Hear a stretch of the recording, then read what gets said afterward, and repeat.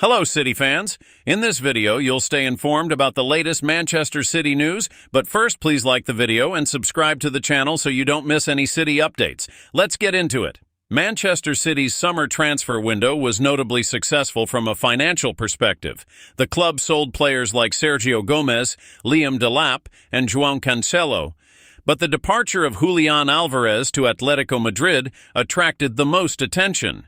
City set a club record with Álvarez'S sale, receiving $81 million for the forward just 2.5 years after signing him for $15 million. Despite this significant profit, the club chose not to sign a replacement for the Argentine, leaving Erling Haaland as the team's sole recognized striker. What does this decision mean for City? Well, with Álvarez'S departure, Pep Guardiola appeared confident in the depth of his midfield to cover the striker's absence. Instead of seeking a replacement, the manager opted to maintain a flexible system, utilizing the versatility of players like Phil Foden and Bernardo Silva.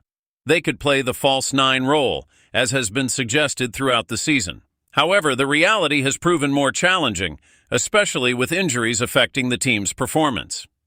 As the January transfer window approaches, new information has emerged about City's market strategy and the decision not to replace Álvarez in the summer. According to The Athletic, City might explore options for a backup striker and possibly a goalkeeper in January. Guardiola's confidence in his midfield depth was a key factor in not seeking a replacement for Álvarez earlier. The manager believed his team had enough versatility in midfield to use a false nine player when needed. However, injuries to key players like Rodri, Kevin De Bruyne, and Mateo Kovacic have hindered these plans, limiting opportunities for players like Phil Foden or Bernardo Silva to take on this role. With the upcoming clash against Liverpool, where City is 8 points behind in the Premier League table, the need for squad reinforcement becomes evident. If they lose at Anfield this Sunday, the gap could increase to 11 points. This would be a significant blow to title hopes. Is the absence of a replacement for Álvarez proving too risky? Guardiola and his team need to decide whether strengthening the squad in January is the answer to this challenge. Manchester City has faced numerous challenges with injuries this season. Before the start of the Premier League campaign, Oscar Bob suffered a serious leg injury. Later, Rodri suffered an injury that ended his season during City's 2-2 draw with Arsenal in September. Additionally, several other key players faced physical issues, forcing them to miss crucial games. On the pitch, City is going through a tough phase, failing to win in their last 6 games across all competitions. The next encounter against Liverpool at Anfield represents another challenge, as City has only won there twice in the Premier League era. Rúben Dias, however, provided an encouraging update on his physical condition. In an interview with City magazine in December, Dias reflected on his time away and his current state. "It's not easy being out of any game for whatever reason or context. Obviously, that moment was difficult because you want to help your teammates and fight alongside them," Dias shared. "Now, in early December, I'm fully fit. I just returned to training after 4 weeks off, but I feel good." Dias, who was sidelined due to a calf injury, returned as an unused substitute in City's 3-3 draw with Feyenoord in the Champions League. Despite missing matches, he has been a crucial figure in defense this season, ranking second in interceptions and third in defensive clearances in his league appearances. Commentator Ali McCoist emphasized Dias's importance, stating, "He stabilizes the defensive line and isn't afraid to face an opponent in one-on-one defensively." With City preparing for their crucial match against Liverpool, Dias's return could be decisive. If he performs well and helps secure a positive result, this could provide the boost City needs to rekindle their season. Manchester City could have a significantly different squad next season, as several key players are approaching the end of their careers. Among them is Kevin De Bruyne, whose contract is set to expire next summer. Speculation about the Belgian midfielder's future has intensified, especially given his limited appearances this season due to injuries.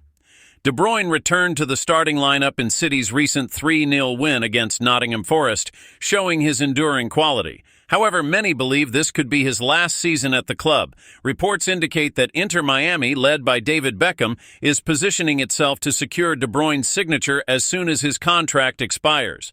Inter Miami, home to stars like Lionel Messi, Luis Suarez, Sergio Busquets, and Jordi Alba, has identified De Bruyne as a top priority.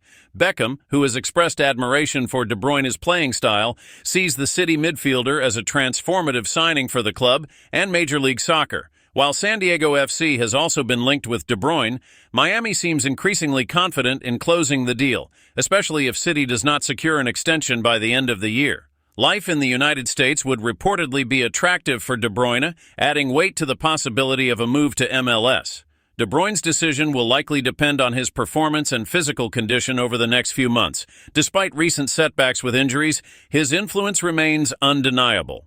Commentators like Gary Neville continue to rate him as a world-class player, and his performance against Nottingham Forest reaffirmed his value, even as he approaches his 30s. De Bruyne's exceptional skill set would make him an asset for City or any club.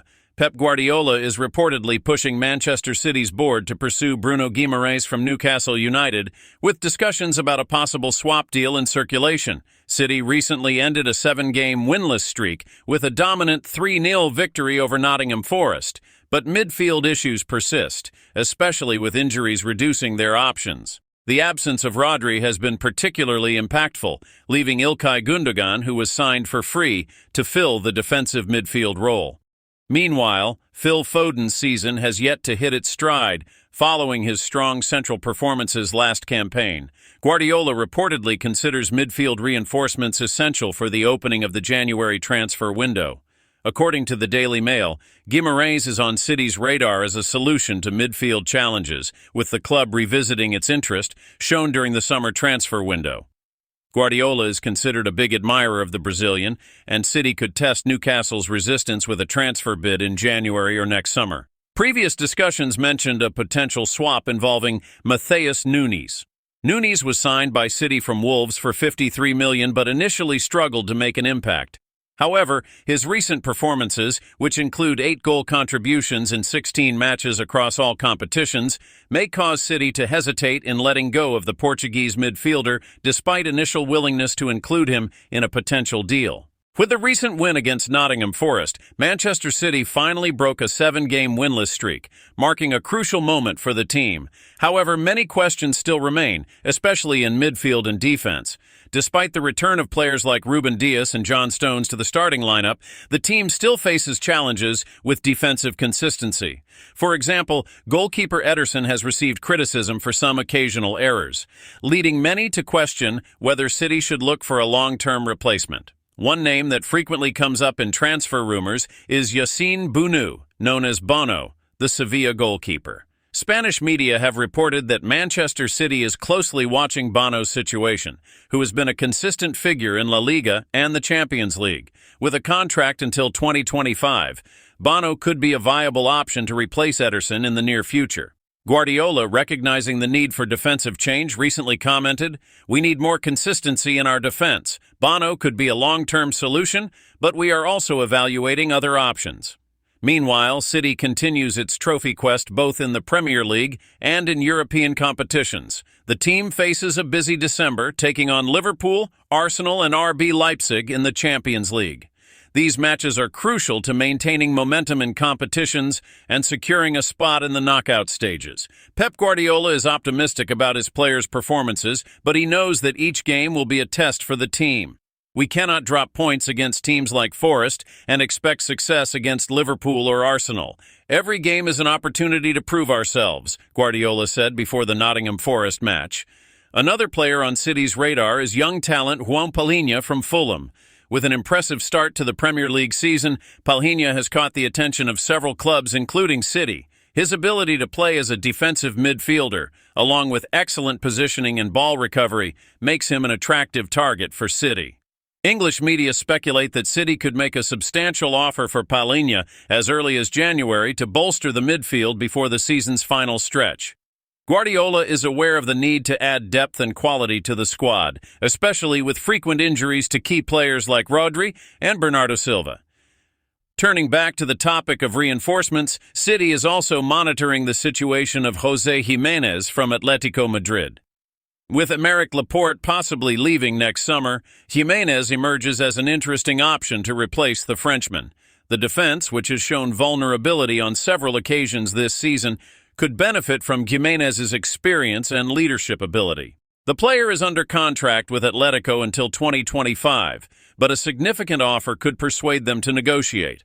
Guardiola knows that the January transfer window will be crucial for fine-tuning the team as needed. The tight schedule for City does not prevent speculation about possible changes in the squad. Besides bolstering midfield and defense, City may also look for a new option in attack, especially if they fail to renew Julián Álvarez'S contract. The young Argentine, who shone in his first year at City, has been targeted by clubs in Europe, including Juventus.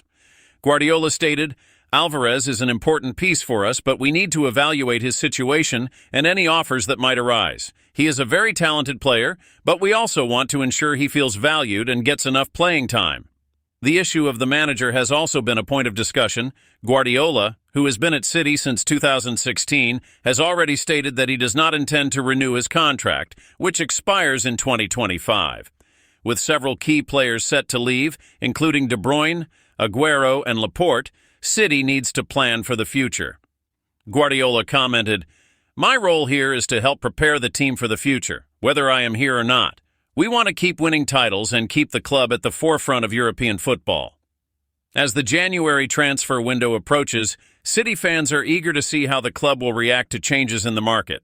Guardiola's options are limited by the club's financial situation, but recent investments in young talents like Rico Lewis and Cole Palmer show that City is planning long-term. The key will be finding the right balance between developing young players and signing experienced talents who can make an immediate impact. With so many questions still unanswered, Manchester City will need almost perfect performances until the end of the season to win the Premier League and secure a spot in the Champions League for next year. The schedule is tight, but Guardiola has already proven that he is capable of motivating his players in crucial moments. For City fans, the future looks promising, but also uncertain. Will City be able to maintain the consistency needed to achieve its goals? What do you think? Leave your comment below and don't forget to subscribe to the channel so you don't miss any updates.